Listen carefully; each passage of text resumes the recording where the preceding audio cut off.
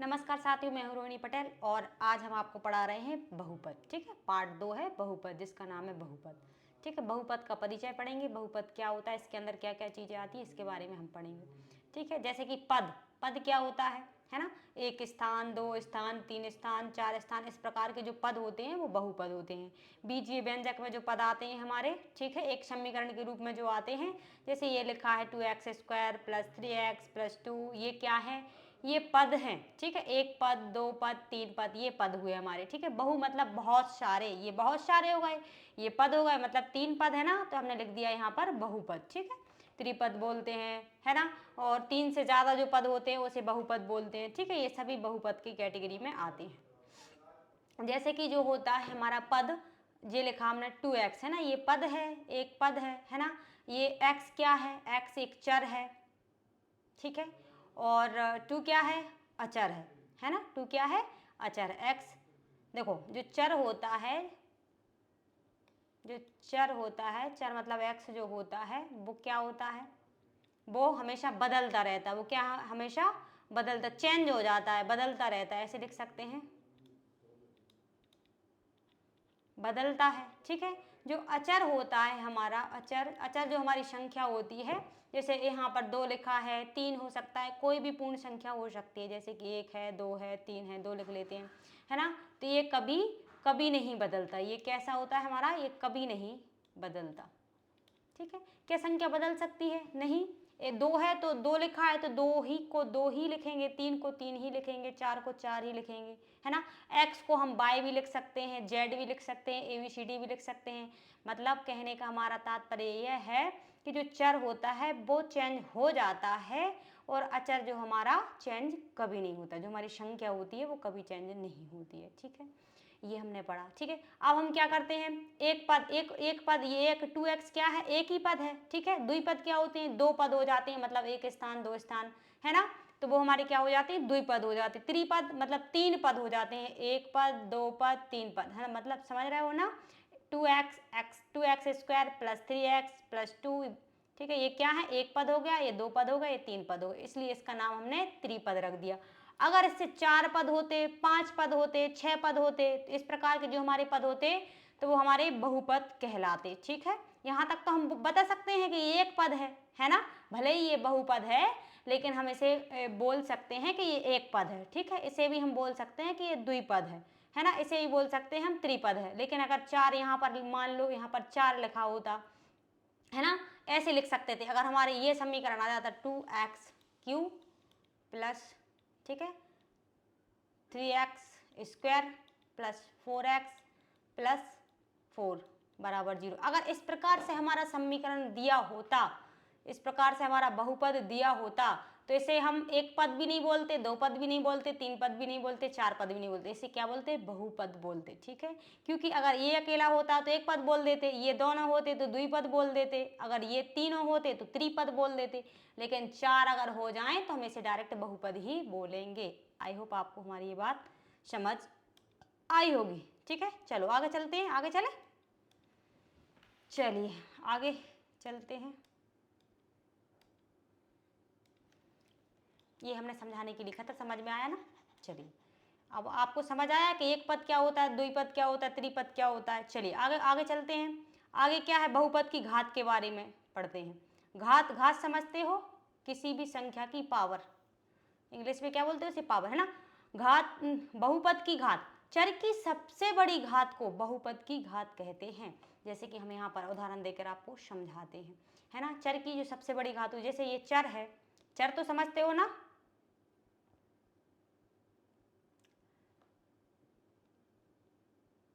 जैसे ये लिखा हमने 2x² + 2x + 3, है ना। इसमें जो हमारा बहुपद है, चर की जो सबसे बड़ी घात है वो क्या है, क्या है, दो है ना। यहाँ पर एक है, x पे क्या पावर है, x पे हमारी दो पावर है, यहाँ पर कितनी है, एक है। अगर दो घात है, यहाँ पर दो से बड़ी कोई घात है ही नहीं, तो हमारा क्या हो जाएगा, यहाँ पर दो हो जाएगा। ठीक है, सबसे बड़ी घात क्या हो जाएगी, दो हो जाएगी। ठीक है, अगर हमारा ये अकेला होता, ये नहीं होता, ठीक है, ये होता, तो हमारी x की पावर कितनी होती, 1 होती। ठीक है, तो सबसे बड़ी घात क्या हो जाती, ये हो जाती। ठीक है, इस प्रकार से हमारी ये होती हैं। चलिए थोड़ा सा और हम समझा देते हैं, इसको क्लीन कर देते हैं, फिर हम आपको और बताते हैं कि इसका मतलब क्या है। देखिए इसमें ये कह रहा है कि चर की जो सबसे बड़ी घात है उसे हम क्या कहते हैं, बहुपद कहते हैं, है ना। सबसे बड़ी घात, जैसे कि यहाँ पर सिर्फ x लिखा है ना, x लिखा है तो x की पावर कितनी होगी, 1 होगा। तो जब 1 होगा तो सबसे बड़ी घात 1 ही होगी, है ना। इस प्रकार से देखो आप यहाँ पर देख लीजिए, यहाँ पर जो हमारी चर में सबसे बड़ी घात क्या है, 1 है, यहाँ पर भी 1 है, यहाँ पर सबसे बड़ी घात इसमें 1 है, इसमें 2 है, लेकिन इसमें सब अगर पूरी देखें तो इसमें सबसे बड़ी घात क्या हो जाएगी, 2 हो जाएगी। इस प्रकार से हमारी संख्याएं हो जाती हैं। ठीक है, जैसे अब इसे क्या कहते हैं, अगर एक घात है तो उसे क्या कहते हैं, है ना, एक घात वाला, 2 घात वाला, 3 घात वाला, तो इसे भी हम कुछ ना कुछ बोलते हैं। कैसे बोलते हैं, एक घात वाले बहुपद को हम क्या कहते हैं, रैखिक बहुपद। ठीक है, क्या कहते हैं, रैखिक बहुपद। अगर एक घात है, जैसे कि यहाँ पर ही हम ये देख लेते हैं, इस पे कितने की घात है, 1 की घात है, तो हम इसे क्या बोलेंगे, ये कौन सा बहुपद हुआ, रैखिक बहुपद। ठीक है, अगर 2 घात है, देखो इस प्रकार से ये दी है x², है ना, अगर 2 घात है तो हम उसे क्या बोलेंगे, द्विघात बहुपद। 2 घात वाले बहुपद को द्विघात बहुपद कहते हैं। आपकी कॉपी उठाइए, है ना, और कॉपी में ये नोट्स बनाइए। ठीक है, उस पर लिखना आप कभी भी नहीं भूलोगे, नोट्स बनाना। देखो अभी तो अगर मैं आपको याद करा दूंगी तो अभी तो याद हो जाएगा, मुझे विश्वास है, लेकिन आप जल्दी भूल जाओगे। ठीक है, इस प्रकार से अगर नोट्स बनाओगे आप तो कभी भी उठाकर देख सकते हो, जब भी भूलोगे आप उठाकर देख लेना। ठीक है, तो देखिए यहाँ पर अगर 2 की घात है तो ये इसे क्या बोलेंगे, द्विघात बहुपद। अगर 3 की घात है, x का घात थी ये, थोड़ा सा यहाँ से ऐसा है ये, देखिए x पे घात 3। ठीक है ना, तो 3 घात वाले बहुपद को क्या कहते हैं, त्रिबहुपद। क्या कहते हैं, त्रिघात बहुपद। ठीक है, ये कहते हैं इसे। चलिए अब आगे क्या पढ़ते हैं, बहुपद के शून्यांक पढ़ लेते हैं। शून्यांक क्या होते हैं, तो चर का वह मान जो बहुपद को शून्य कर दे, ठीक है, उसी मान को बहुपद का शून्यांक कहते हैं। समझे कि नहीं समझे, चलिए समझ जाओगे।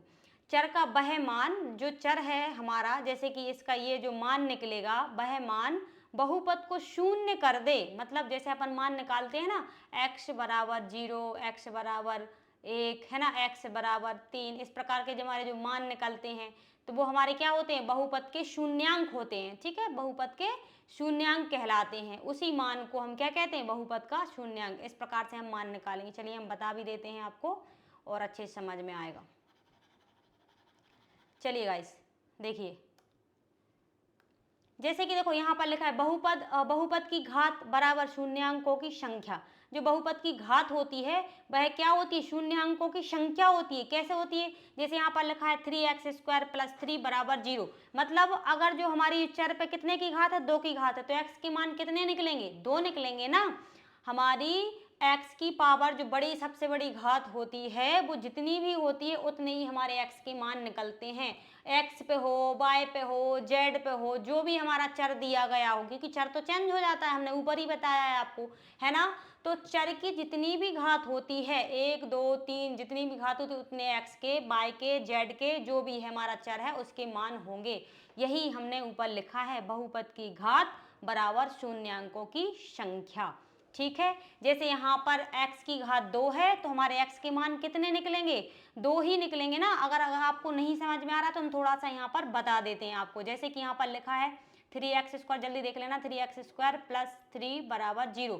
अब हम क्या करेंगे, 3 को साइड, हमें x का मान चाहिए, है ना, तो हम क्या करेंगे, 3 को कॉमन ले सकते हैं, तो 3 को हमने कॉमन ले लिया, तो क्या बचा, x² + 1 बचा।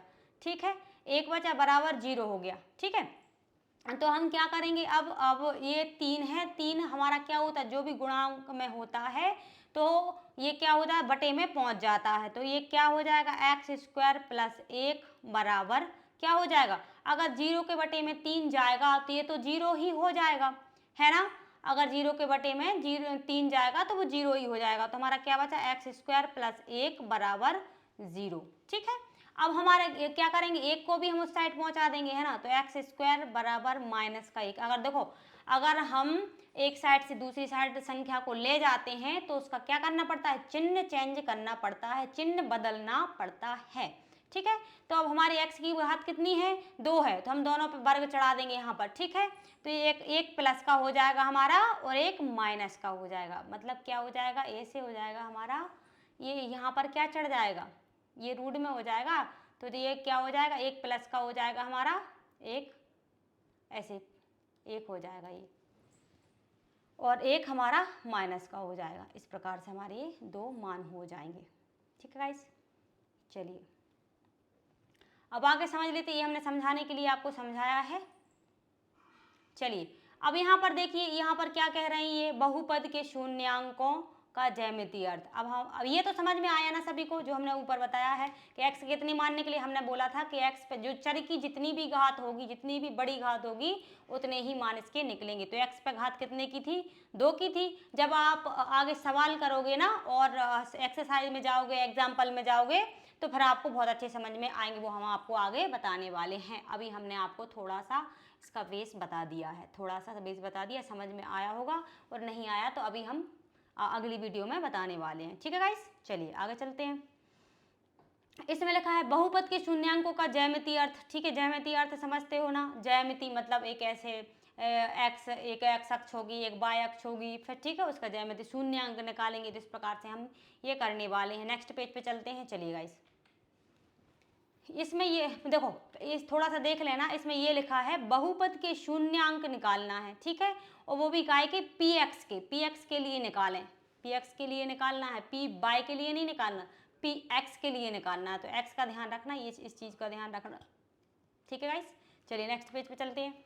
चलिए इसको करते हैं, जैसे कि यहाँ पर क्या लिखा है, शून्यांकों की संख्या, शून्यांकों की संख्या देना है ना हमें। तो सबसे पहले यहाँ पर x लिख लीजिए, है ना, यहाँ पर x हो जाएगा, यहाँ पर x हो जाएगा, ये y हो जाएगा, ये भी y हो जाएगा, ये डैश लगा देंगे यहाँ पर, मतलब ये माइनस वाले हैं, है ना, और ये माइनस वाले हैं, ये प्लस वाले हैं, ठीक है। तो इसमें ये कहा है px कहा है, क्या कहा है, px ये कहा है। तो मतलब हमें सिर्फ और सिर्फ x वाली लाइन से मतलब है। इसका मतलब ये है कि शून्यांक कैसे x अक्ष पे ही ज्ञात करना है। जितनी बार भी कोई सी भी रेखा x को काटेगी, हमें उतनी ही संख्या लिखनी पड़ेगी। देखो जैसे मैं काट के दिखाती हूँ आपको, जैसे कि ऐसे काटा हमने, एक रेखा आई, ठीक है, इस प्रकार से आई, और इसको ऐसे काटते हुए, ऐसे निकलते हुए, ऐसे निकलती हुए, ऐसी निकल गई, ठीक है। कोई भी रेखा आई x अक्ष से छूते हुए और x अक्ष को काटते हुए निकल जाए, ठीक है। तो जितनी बार काटेगी उसकी संख्या उतनी ही होगी, ठीक है। जैसे यहाँ पर कितनी बार काटा इसने, 1 बार, 2 बार, 3 बार, ठीक है। तो इसकी संख्या, शून्यांकों की संख्या कितनी होगी, 1 2 3 हो जाएगी, ठीक है गाइस। तो यहाँ पर हम 3 लिख देंगे, यहाँ पर शून्यांकों की संख्या कितनी हुई, 3 हो गई, ठीक है। इस प्रकार से हम एक आध सवाल और बताते हैं आपको, जैसे समझ में आएगा। आया ना समझ में। चलो दूसरा सवाल लेते हैं, ये सवाल नंबर 1 नाम दे देंगे इसे हम, एक दिया, अब दूसरे सवाल देते हैं इसे नाम, ठीक है। अगर हमने एक और रेखा खींची इस प्रकार से, अब टेढ़ी टाढ़ी हो जाएगी, थोड़ा सा ध्यान रखना, एक्स अक्ष, ये भी एक्स अक्ष, ये वाई अक्ष, ये वाई अक्ष, ठीक है। ये डैश वाला था और ये डैश वाला था, है ना। तो चलिए हमने कैसे बताया कि जो हमारी एक्स अक्ष को रेखा काटती है, जितनी बार काटे हमारा वही आंसर आएगा, ठीक है। तो यहाँ पर हमने कितनी बार काटा था, 1 बार, 2 बार, 3 बार, तो हमारा आंसर कितना आया था, बस इतना ही सही करना है, ठीक है। आंसर क्या आया, 3 आया। तो ऐसे यहाँ पर देखो, एक्स अक्ष को काटेगी, ऐसे काटा और ऐसे काटा और ऐसे काटते हुए ऐसे ऐसे ऐसे ऐसे ऐसे ऐसे ऐसे ऐसे, देखो अब जितनी भी बार वो काटती या छूती है, हम उसे उतनी ही संख्या लिखते हैं, ठीक है। तो हमारी देखो, ये ऐसे 1 बार काटा, यहाँ पर छूते हुए चली गई, ठीक है, यहाँ पर भी छूते हुए चली गई। तो हम कितनी बार छुआ या कितनी बार काटा, देखो काटा छुआ हम एक ही बार लिखेंगे, 1 बार, 2 बार, 3 बार, ठीक है। इस प्रकार की हमारी संख्या, इसका भी आंसर 3 ही आया। इसकी शून्यांकों की संख्या कितनी हुई, यहाँ पर लिख देंगे शून्यांकों की संख्या, शून्यांकों की संख्या, ठीक है। इसकी कितनी हुई, इसकी भी 3 ही हुई, है ना। इसका आंसर भी क्या हुआ, 3 ही हुआ। इस प्रकार से हम आगे, हमारी एक्सरसाइज में यही चीज़ें आने वाली हैं, हमने थोड़ा सा बता दिया, आपको देखते ही समझ में इसके आंसर सारे आ जाएंगे। जैसे ही हम एक्सरसाइज पढ़ाएंगे तो आपको बहुत जल्दी समझ में आ जाएंगे। समझ में तो आया ना कि कोई भी एक्स अक्ष हो, वाई अक्ष हो, ठीक है। तो हमें एक्स से ही मतलब है, बाय से हमें मतलब नहीं है, बाय से हमें कोई लेना देना नहीं है ना।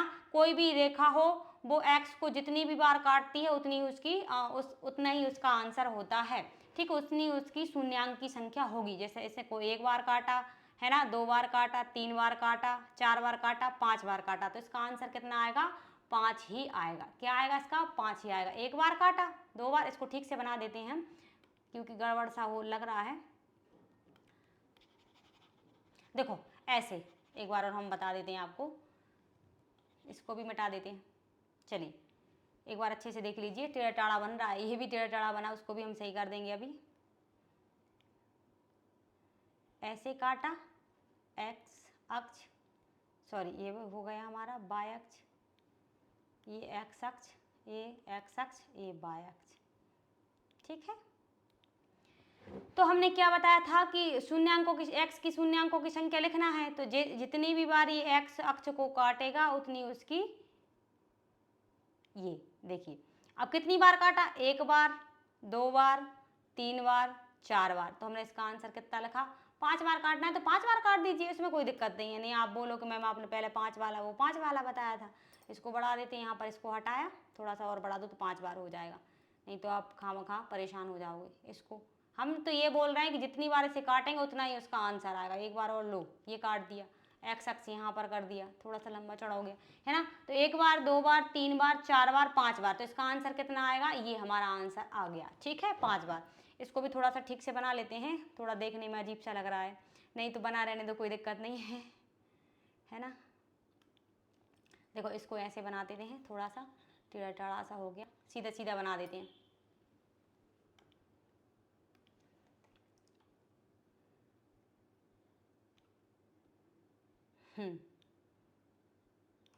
तीन बार काटना है ना हमें, 3 बार आंसर लिखा, तो ऐसे एक बार काटा, 2 बार, ये तीसरी बार, ठीक है। इस प्रकार से हम काट लेंगे।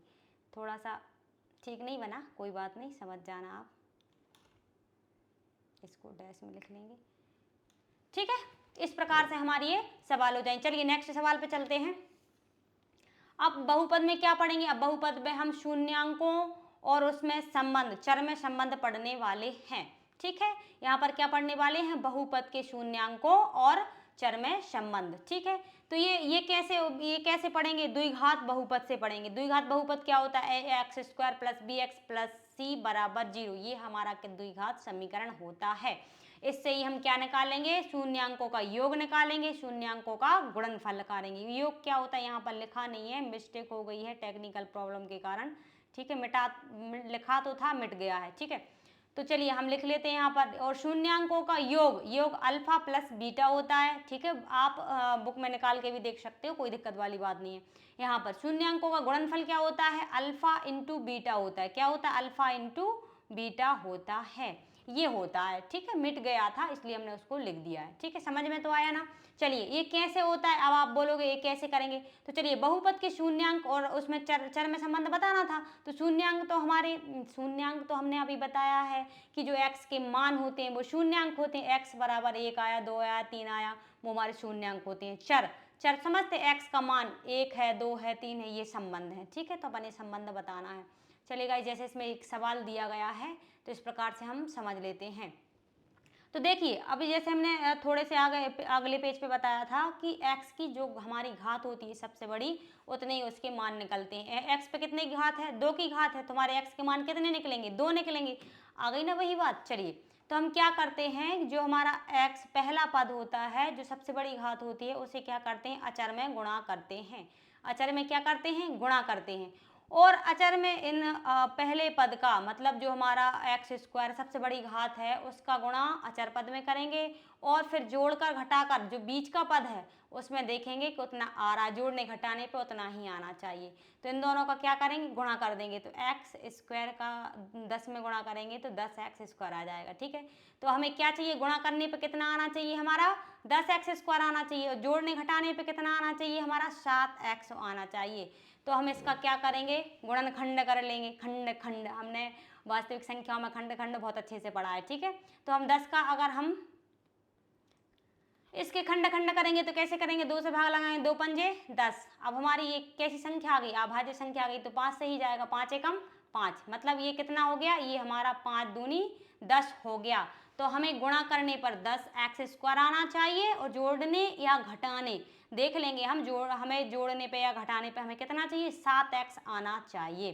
ठीक है, तो हम क्या करेंगे, हम इसको कर लेंगे 2x + 5x।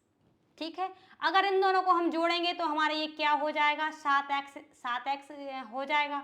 ठीक है, अगर हम इन दोनों का मल्टीप्लाई करेंगे तो 5 दूनी 10 और 1x की पावर 1 और 1 2, है ना, x² हो जाएगा, है ना। ये हमारे आधार समान है प्लस में, तो इनकी घातें कैसी होती हैं, जुड़ जाती हैं, तो हमारी घातें जुड़ जाएंगी। ठीक है, आधार समान है तो गुणा में गुणा में घातें जुड़ जाती हैं, मतलब ऐसे इसका गुणा ऐसे हो जाएगा, देख लीजिए, कोई दिक्कत वाली बात नहीं है। इन दोनों का अगर जैसे हम गुणा करेंगे, यहाँ पर देखिए हम बताते हैं, 2x × 5x, है ना, तो 5 दूनी 10 हो गया, है ना। और अगर आधार समान है तो गुणा में घातें कैसी होती हैं, आपस में जुड़ जाती हैं। आधार समान है, यहाँ भी x है, यहाँ भी x है, तो हमारी इसकी पावर भी 1 है, इसकी पावर भी 1 है ना, तो आधार हमारे समान है, काय में, गुणा में, तो हमारी घातें जुड़ गई, तो कितना हो गया, x² हो गया। ये मुझे लगता है कि ये बहुत अच्छे से आपको समझ में आया होगा। चलिए यहाँ पर लिख लेते हैं हम, तो ऐसे x², तो हमें ये तो वैसे के वैसे ही लिखना पड़ेगा।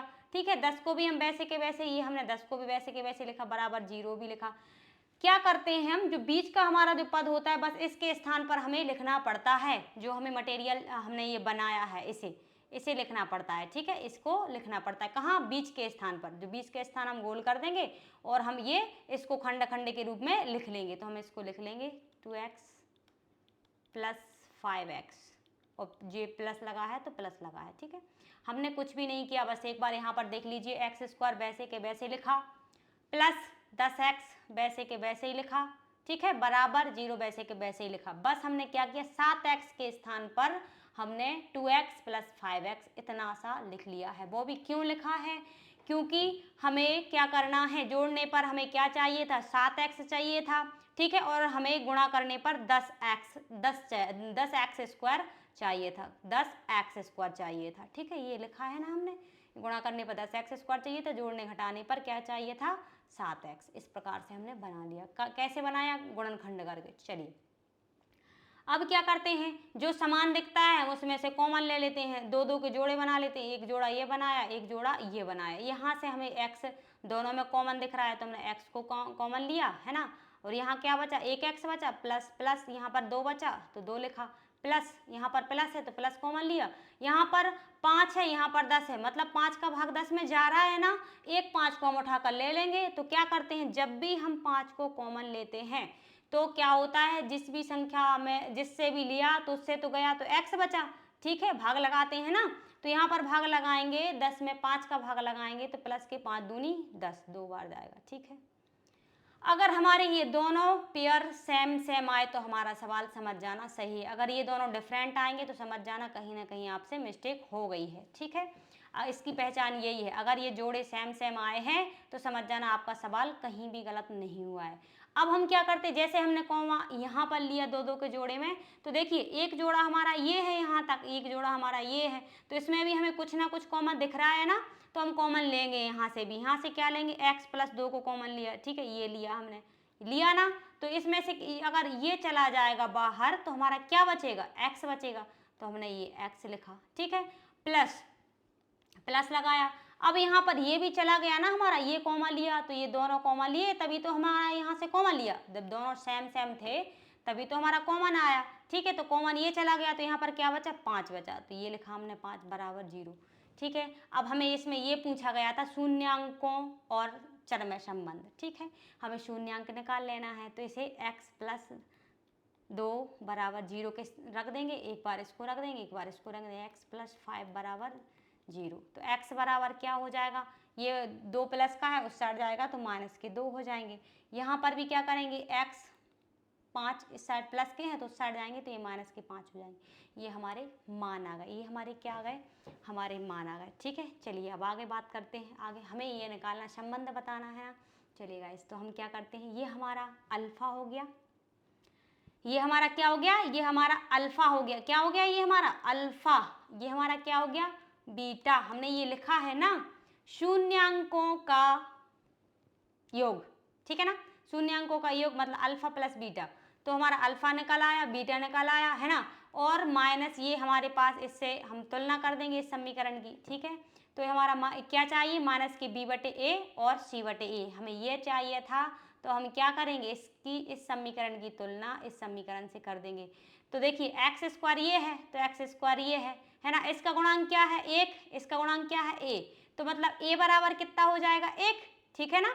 और यहाँ पर x है, यहाँ पर भी x है, तो यहाँ पर इसका गुणांक b है और इसका गुणांक 7 है, ठीक है। तो b बराबर क्या हो जाएगा 7 हो जाएगा, ठीक है, माइनस तो है ही नहीं, यहाँ पर भी नहीं, यहाँ पर भी नहीं, ठीक है। c बराबर ये हमारा अचर पद है, c बराबर डायरेक्ट ये 10 हो जाएगा। तो इस प्रकार से हम इनके मान रख देंगे, कुछ नहीं करना, बस मान रखना है।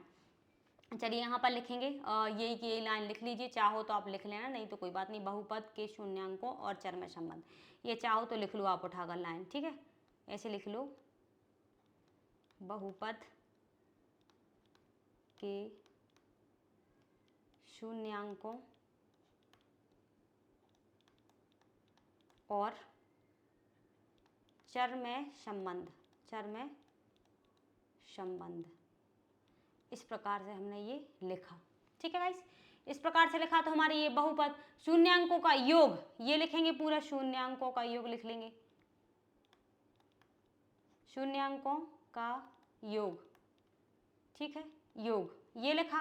तो अल्फा अल्फा अल्फा ये हमारा ये पूरा यही है, इसमें रख दें हम पूरा सवाल, ठीक है। तो अल्फा के स्थान पे क्या लिख देंगे, प्लस के 2 लिखे, सॉरी माइनस के 2 लिखे, अब ऊपर प्लस लगा है, ये प्लस लगा है, तो यहाँ पर हमने प्लस लगा दिया। अब बीटा, बीटा का मान क्या है -2, ठीक है, -5 है ना, माइनस का और प्लस का अगर गुणा होगा तो ये क्या बन जाएगा, माइनस ही बन जाएगा। तो यहाँ पर हम माइनस लिख देंगे, कैसे, देखिए यहाँ पर हम बता दें, कभी भी अगर हम माइनस का गुणा प्लस से करते हैं तो हमेशा क्या प्राप्त होता है, माइनस प्राप्त होता है। अगर ऐसा होता प्लस का गुणा माइनस से करते तो भी हमारा माइनस ही प्राप्त होता, ठीक है। अगर हम माइनस का गुणा प्लस से, सॉरी माइनस का गुणा माइनस से करते तो ये प्लस बन जाता। थोड़ा सा इन्फॉर्मेशन है, ये समझ लेना, है ना। अगर हम प्लस का गुणा, ठीक है, प्लस का गुणा प्लस से करते तो ये भी प्लस बन जाता, ठीक है। अगर देखो ये 3-4 कंडीशन बनती है, माइनस का गुणा अगर प्लस से करते तो भी माइनस बनेगा, ठीक है। अगर प्लस का गुणा माइनस से करते हैं तो भी माइनस बनेगा, ठीक है। अगर हम माइनस का गुणा माइनस से करते हैं तो प्लस बन जाएगा, प्लस का गुणा प्लस से करेंगे तो प्लस बन ही जाएगा। ये कंडीशन थोड़ी सी याद रखना है, ये वाली कंडीशन यहाँ पर लगी है, माइनस का गुणा प्लस से हुआ है, ठीक है, या ये कह सकते हैं, ठीक है, ये कह सकते हैं प्लस का गुणा माइनस से हुआ है तो माइनस बन गया, ये माइनस बना, तो यहाँ 5 के 5 बराबर। अब देखिए बराबर लिखा, अब माइनस बी, अब माइनस तो पहले से ही लगा हुआ है तो लगाना ही पड़ेगा, ये हमने माइनस लगा दिया। अब बी का मान क्या है, हमने यहाँ पर देखा था ना, यहाँ पर लिख चाहो तो आप लिख लो थोड़े से, यहाँ पर ए बराबर क्या है, इसका गुणांक 1, तो हमने 1 लिखा, है ना। अब हम b बराबर लिखेंगे, b बराबर क्या हुआ, इसका गुणांक 7 हुआ तो 7 लिखा, है ना, ये b है ना, b का गुणांक क्या हुआ 7 हुआ, ठीक है। अब ऐसे c बराबर लिख लेंगे, c बराबर क्या हो गया 10 हो गया, ठीक है। तो इस प्रकार से हमने ये मान उठाकर बस यहाँ रख दो, b का मान कितना है 7, ठीक है, c का मान कितना है 10, सॉरी 1, क्योंकि ये है ना a का मान 1, तो 1 लिखा, ठीक है। यहाँ पर देखिए कभी भी माइनस और माइनस की संख्या हो, गुणा नहीं हो, तो ये क्या है, जुड़ जाती हैं, लेकिन निशान माइनस का ही आएगा, ठीक है। माइनस के 2 और माइनस के 5 तो कितने हो जाएंगे, माइनस के 7 बराबर माइनस के 7, ये हमारा पहला आंसर आ गया, ठीक है, संबंध सत्य हुआ ना। चलिए एक कंडीशन खत्म, चलिए दूसरी कंडीशन ले लीजिए। दूसरी कंडीशन में क्या कह रहा है कि शून्यांकों का गुणनफल